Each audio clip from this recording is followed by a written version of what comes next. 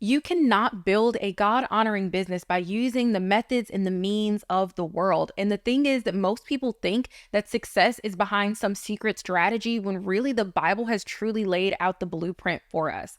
And everything that I have been able to do and now being able to make over $1,000 a day consistently has come from the root of these 4 biblical business principles I'm going to teach you in this video. And the last thing I'll add is that I've never seen a person who does this and does not succeed. So if you're really serious about succeeding in your business, I encourage you to watch this all the way to the very end. So let's get into the first one. The first difference a biblical business builder makes is to choose impact over income. And let me explain to you what I mean by this. I'm not saying throw out your business and have some sort of charity where you're not taking any money, you're not making sales, and you're not running a business. What I am saying is your motive should not be the money. If you're chasing money for money's sake, you will find that it is never enough. But the true key to wealth is helping people. And that's not just some kind of gimmicky thing to say, it's the truth.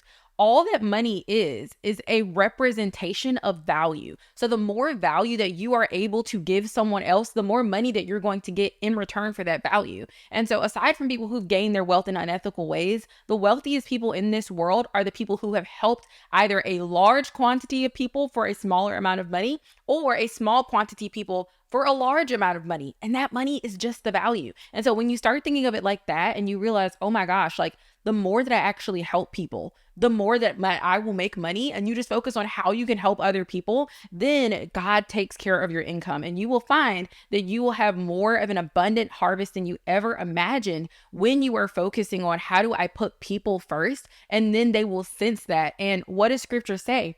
That if we give, it will be given unto us. Good measure, pressed down, shaken together, and running over will be poured into your lap. And different translations say that men will pour into your bosom, meaning that literally we're getting this overflow from other people based on the work that we have done. And so when you choose to focus on making an impact, God is going to multiply your efforts in ways that you never could have thought of. And truly focusing on impact changed the game for me. Now, the second thing is to do not focus on immediate results. And I know this can be so hard, especially if you've only been doing business for a few years, because in the beginning, a lot of people get what I call shiny object syndrome, which is where every 5 seconds you're looking here, you're looking there, you're looking there, because you did something for a month, for 2 months, for maybe 3 months, and it didn't work out the way that you thought it would.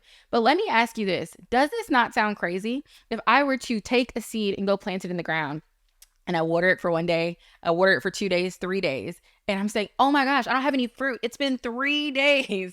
What would you say to me? You're crazy. You literally just put that seed in the ground 3 days ago. Why do you think it's going to give you all of this fruit when you just started putting it in the ground? And then for some of you who've said, my seed has been in the ground for a year, though it's been 2 years. Have you honestly been watering it diligently and consistently? Can you say you've given it the proper care and attention? Or have you been led by your feelings and by your emotions, and you run hot and cold, and every time you get a hiccup, you look the other way, and that you haven't truly been putting in consistency and diligence and hard work? And if the answer to that is yes, then it might be one of the other principles on this list that you need help with. But for most people, I find this is one of the biggest sticking points.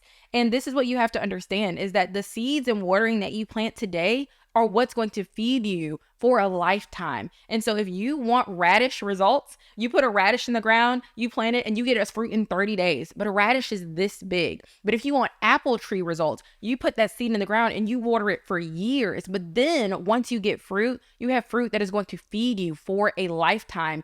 And depending on how well you propagate and plant other seeds from that tree, you have fruit that not only feeds you, but can feed the people around you and generations after you. Proverbs 21:5 says, the plans of the diligent lead to profit as surely as haste leads to poverty. And there's another scripture that says that profit gained from get rich quick schemes dwindles just as quickly as it came. And so be very cautious of people promising you money overnight and overnight success, because likely, even if it works, as quickly as it came is as quickly as it will leave. What you want is stability and discipline, and diligence is going to produce something that is going to sustain you for a lifetime. The third thing, and this is something that I hear almost no one talk about, is to pray as if it all depends on God and to work as if it all depends on you. And I know this is the exact opposite of what you may have heard if you've grown up in church your entire life. Normally people say what? Let go and let God. But think about that. We don't apply that logic to any other situation in life. If you don't have a job, you don't sit on the couch and wait for somebody to knock on the door and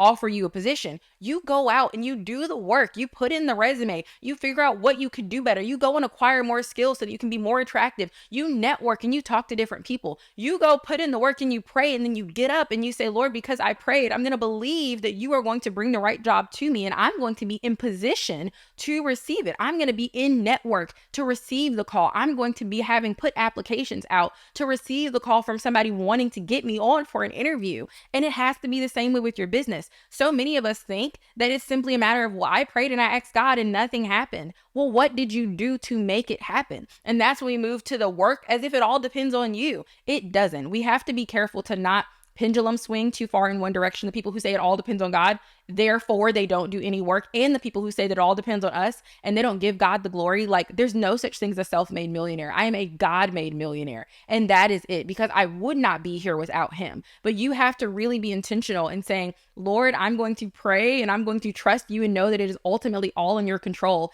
And even if it doesn't work the way that I thought it would, it always is working the way that you determined it to. And then on the other end of that, once you get up, you have to say, what would I do if I knew that it would succeed? What would I do if I knew that I would win? If you knew that every job you applied to would take you, if you knew that every business you started would succeed, what business would you be in? That's the question that you have to ask yourself. How would you work? How would you invest? Those are the things that are going to separate the people who truly succeed from the people who say that God didn't have it in the cards for them, when really it was that they never actually put in the work and tried. The fourth principle is going to really hit some people, and that is to stop trying to figure things out on your own. This is one of the most overlooked principles, and it's because so many of us have the spirit of DIY, is what I like to call it, which is when we feel like there's some sort of honor and nobility and ultra independence and being able to say you did everything by yourself or you figured it out by yourself. Or maybe there's a hint of pride there where you think, well, I don't need help. I can figure this out on my own.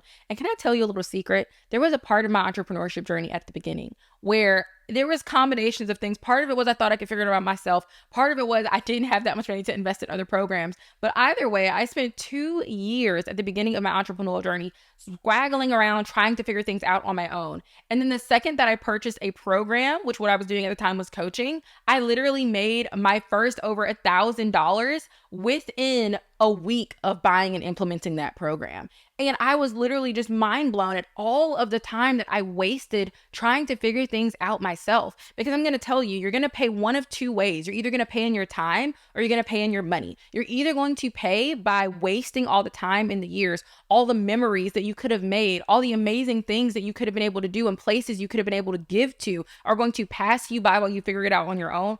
Or you're going to heed the advice of wisdom and you are going to look and say, who has the lifestyle that I want? Who is doing the work that I would want to do? Who has the same values and the same core that is going to teach me how to do this in a way that actually honors God? And you're going to learn from them. You're going to get mentored, get assistance, read books, watch videos from those people.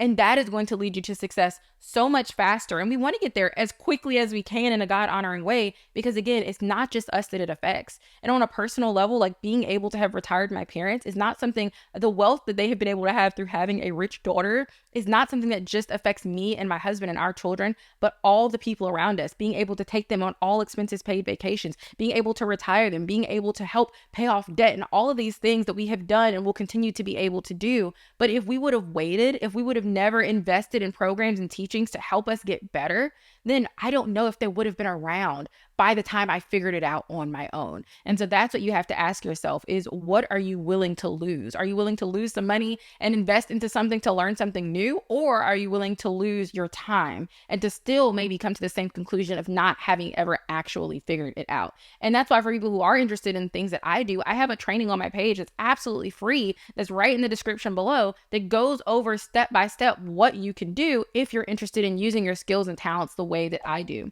But all of this goes back to scripture, right? These are biblical business principles. Proverbs 11:14 says, where there is no guidance, a people falls, but in an abundance of counselors, there is safety.